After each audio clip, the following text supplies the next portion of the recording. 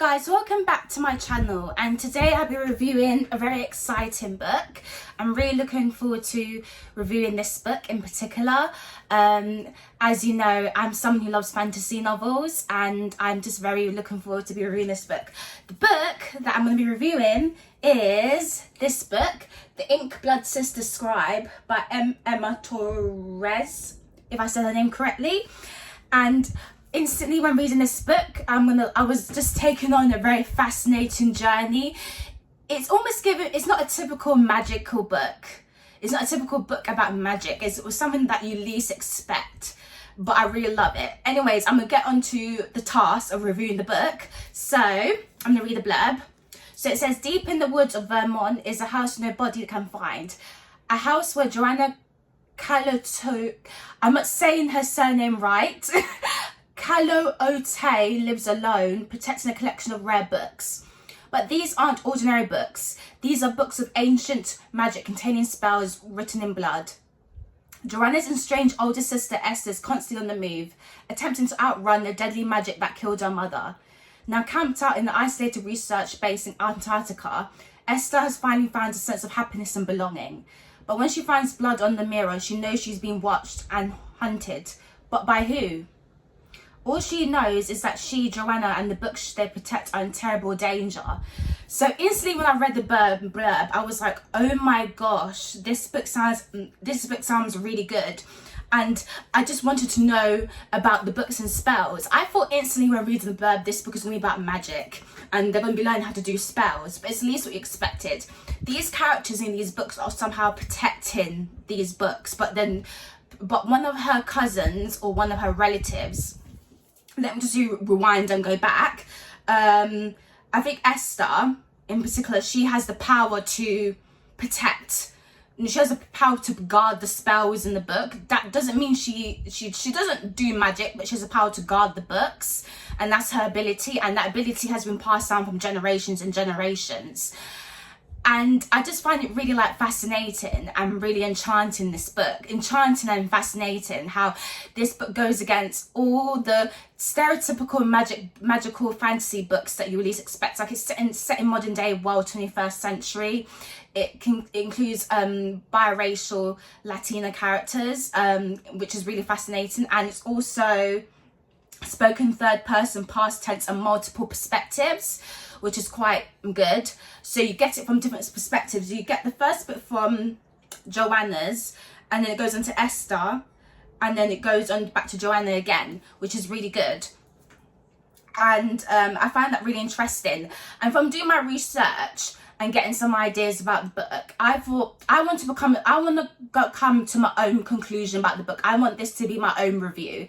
I do not want to use reviews off other people and what they've said online. So my review of the book is that the book is really good. It's enchanting, it's fascinating, and you see a lot of representation in the book, which is really good. Like it talks about books in a very eerie way and magical way. It's about guarding the books, but you get a sense of them wanting to protect the books from the past and from the present, which is really interesting. And one thing that I enjoyed about the book is multiple perspectives from the characters, which is really good. Like, I find that really fascinating because I like when books have multiple perspectives, because you get to really understand the character's point of view rather than if it was just one straight linear line of one character and there's other characters intertwined and you didn't hear any perspectives from other characters. You would start to think, what about the other characters? You have to make the characters come alive. So it's much better to have it in multiple perspectives. And the author done amazing in this book. She just wonderfully introduced the three main characters in just a wonderfully perspective way, which is really good. And the one thing that I really like about this book is it's quite confusing in a way, because when I read the book for a couple of pages, I was a bit confused. I was thinking, what is this book about really? But the main objective of this book is about guarding and protecting the books of spells, scribes. And one character, Nicholas, he's in charge of protecting the books known as Scribe. So he's the head of that in the book. And I also really enjoyed the sense of modernness to the book. It's very modern. It feels like it's set now. you get this sort of aura and vibe about it. It's set now because like a lot of the characters, or somehow a lot of the characters are very like into books, and they love reading books, and that's their fascination. But it's also connected in particular to what character again that I'm referring to Joanna's Kalotai heritage. It's connected to her heritage in particular because she finds that her family guarded these books centuries ago. So it talks about books and protecting them, but intertwines family and lineage into it, which I find amazing. This author done really well in it. So you get a sense, it's almost quite similar to Inheritance Games. It's giving me Inheritance Games and a bit of a lot of movies that I watch, a bit like Harry Potter as well. But the only thing is, it doesn't include magic. It's more about protecting the books and preserving the spells that are in the book. So it gives me a lot of Inheritance Game when it talks about his lineage, and it also intertwines a bit of magic into the book as well. So it was very good. It was very enchanting to me. I was very enchanted by the book. I was I was reading through the book, and this was me. I just wanted to know what's happened every single page, because that's just how I felt when I read the book. It just was really captivating book, wonderfully descriptive, and I just really loved enjoying it. So looking at it into detail, when I made my notes, basically it's two half-sisters that are guarding the family's library of magical books that unravel deadly secrets at the heart of the collection of a tale of family loyalty and betrayal in pursuit of magic and power. So these two sisters, I didn't say in the beginning, are named Joanna and Esther. They're trying to guard these books and protect them, but at the same time intertwines a lot of family loyalty and betrayal and pursuit of magic and power. Like, they want power, but you have to remember this is also about family and loyalty as well. So from my notes, and what is quite fascinating about a lot of these books in this novel includes books that let a person walk through walls or manipulate the elements, books of magic that half-sister Joanne and Esther have been raised to revere and protect. So they were raised to protect these books. Like, imagine you being in this kind of situation, being told that you need to protect these books. These two sisters are very passionate about books. They love to read books. I myself will want to protect the books. But also it comes with pursuit of magic and power. They're in charge of protecting the books, so it's up to them. All magic comes with a price. For years, they've been separated. Esther's fled to a remote base in Antarctica to escape the fate that killed her own mother. Joanna's isolated herself in a family home in Vermont, devoting her life to study of these cherished books. So Joanna's more into the pursuit of studying books. On the other side, Esther, she's not really into studying the books. But however, the sisters must reunite and preserve their family legacy. In the process, they uncover a wild world of magic far bigger, more dangerous than they ever imagined, and all the secrets of their parents kept hidden, secrets that span centuries and continents and even other libraries. So their lineage is stretching wide to other continents and part of the world. So the lineage is really big. And I find this fascinating. Let's just say my personal opinion, this is more better than all magic books I came across, even the Inheritance Games, because it incorporates, what this author does fascinatingly, she incorporates magic and family lineage. But what she does amazingly, she stretches their lineage that goes across the world to other continents, which is completely amazing, to other libraries, to other centuries, continents, and I just find that very fascinating, because it almost shows, I felt like I touched this book on many, because it shows on a human level that we're all connected in some ways, and it can almost show you as a person, the more you read, the more you find out about yourself and your lineage and how far it connects. But it's also more than that. It's about the magic and what it contains, and that's what's fascinating about the book overall. So in some ways, what I found with this book is quite atmospheric. There's a lot of atmosphere, which I really love. And someone who don't creative writing English literature, I'm someone who loves to include a lot of atmosphere when I write novels. So I love how this author, she included a bit of atmosphere. And it's very suspenseful as well. Also as well, it's quite rich and complex. It's a complex book because when you read it, there's a lot of description and you have to break it down. But as you break it down, you have to remind yourself, this is a book about them protecting the books alongside family lineage, magic, and other things of their mother's death that they find out as well. So I have to keep on reminding myself as reading, this is about family lineage, because you can go into another chapter and then your mind, because it's so complex, your mind can completely change. Maybe it's just me, but that just happened when I was reading quite a lot. I had to remind myself, or go back and get hints and then go back and then read it again. I just really enjoyed it. Like, this book is just really fascinating. I even like the front cover as well.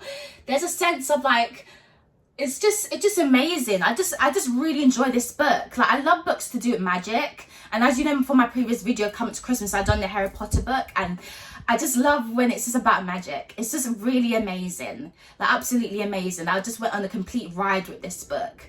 This book is just profoundly good. It's just really amazing. So let me scan. I'm not doing use my laptop properly.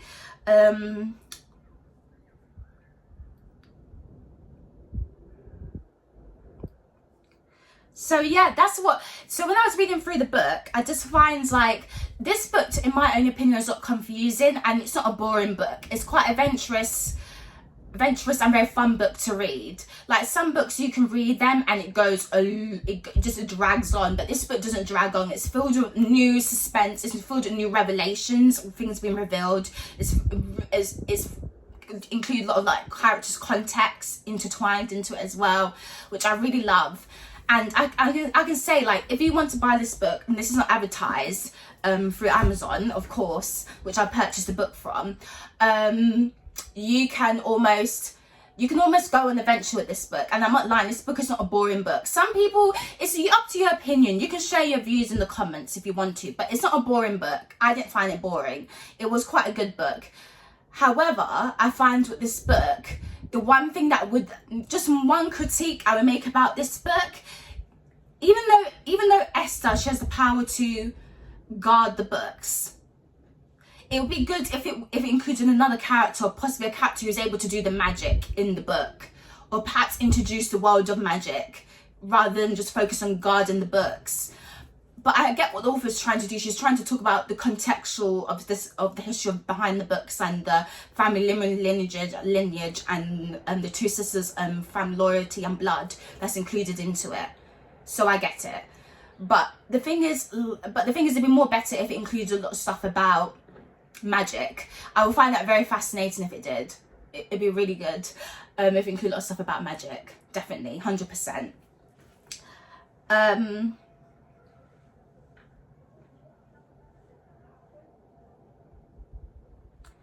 However, the one thing I have to critique about a book when I was making notes is that I find with the book didn't have any clues or hints at anything. And I think it'd be good if the writer did that, because if you wanted to make it more suspenseful, you would include quite clues and hints, even like foreshadowing or irony and all of that included in the book. It'd be really good to use that in the book as well, and clues. It was almost taking the character on adventure and allowing the character to, allowing the reader, not the character, the reader, to think, oh, this is a clue here, this could happen. But I can get what the writer's trying to do. She's trying to allow us to think this for ourselves, like be our own problem solver. And that's how it's like for all readers. You have to be a good problem solver. And I'm just one of those people who's a good problem solver. I read through it, or I read a couple of pages or a chapter, and I really know what the book is about. Or when you come to the end, I'm one of those people, I have more of a clearer understanding of what the book is about. Which was really good. Yeah, so it'd be really good if you had a lot of clues.